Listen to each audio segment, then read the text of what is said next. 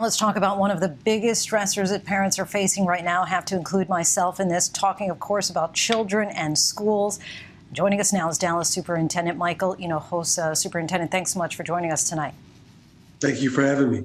So your school district is made up of 6.5 million people, the second largest in your state. As a result of the Omicron variant spread, you've decided to continue your mask and quarantine protocols. How long do you plan on keeping the mandate, and how receptive have the parents and faculty been to it?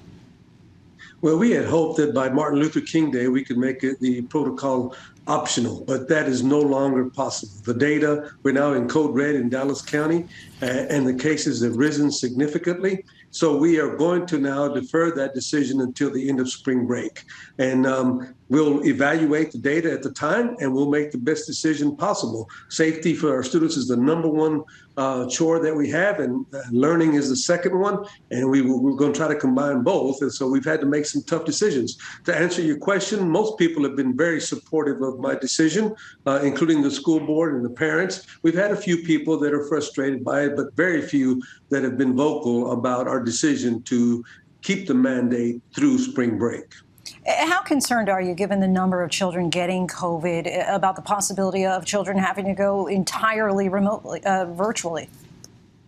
Well, that's going to be our last resort.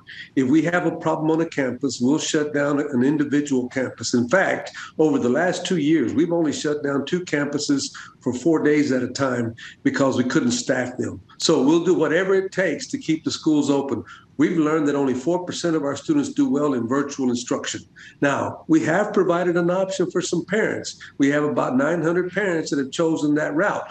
But you have to have some kind of success in the virtual environment to be qualified to be entering in those schools. So our people have been compliant, our teachers have been compliant, our students have been compliant, they understand the dangers, and somehow we're managing. I was on a call with all the national superintendents just an hour ago, and many of them are having huge staffing issues that we are very fortunate not to have at this time. The mask mandate has been a bit of a tug of war between schools and Governor Abbott. Have you heard yet from the governor's office about how they plan to support both the school system as well as keeping students safe? Well, we have not heard at all from the governor during this entire period. We're working through the courts, and right now we're prevailing at a court of appeals. And so we have not heard, and we're going to continue doing what's in the best interest of our students until some court tells us we can no longer do that, make our own local decision. I'm proud of everyone for stepping up, and we have an outstanding legal team. And so far, we think we're on the right side of history and that we will prevail in this decision to keep everyone safe. And lastly, we're just 1 week into 2022, but your school district is already offering a retention incentive to teachers, which could amount to $3,500. Really 2 questions here, I guess. Is that enough? And also, how's the morale of the teachers 2 years after this pandemic? Well, I'll be honest with you, the teachers are tired and they've had it, but they are warriors. They've really stepped up. We are very fortunate that our turnover rate is actually lower than anybody in our county.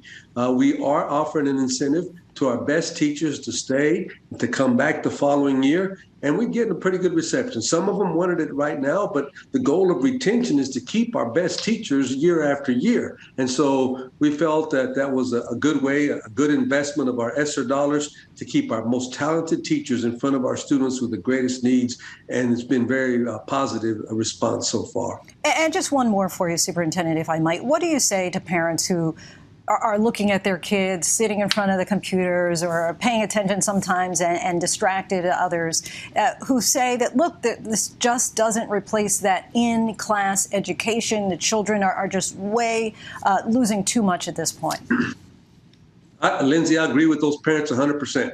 We have data that shows only 3 to 4% of our students do well in that environment, and those students usually have 2 parents who are there with them.